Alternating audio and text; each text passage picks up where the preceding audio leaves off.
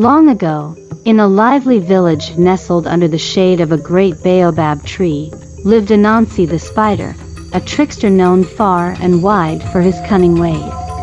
One day, Anansi decided to test the wisdom of the villagers. He gathered them all in the village square and held up a golden pot of honey, its sweet scent tempting everyone around. With a sly grin, Anansi declared, "This pot of honey will belong to the one who can solve my riddle. Many have tried to outwit me, but none have succeeded. Let us see if anyone here is clever enough." The villagers murmured among themselves. They knew Anansi's riddles were never easy, but the golden pot of honey was too tempting to ignore.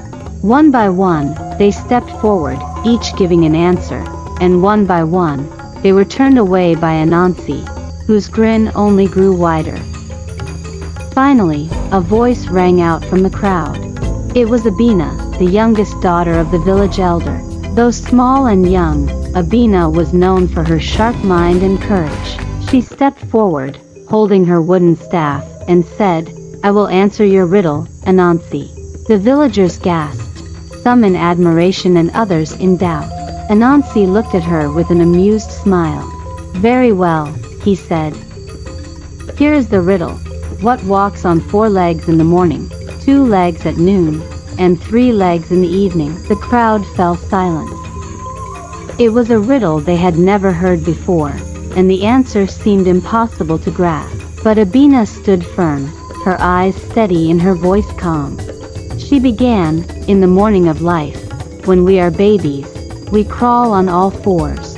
At noon, the middle of life, we walk upright on 2 legs. And in the evening, our elder years, we use a staff, making 3 legs to support our steps."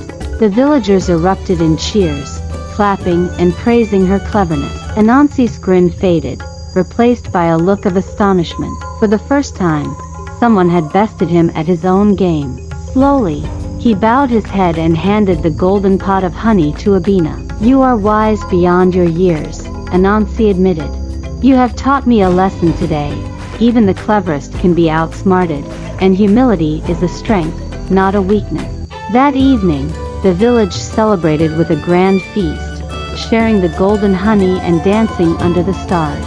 And from that day on, Anansi was a little less boastful and a little more humble.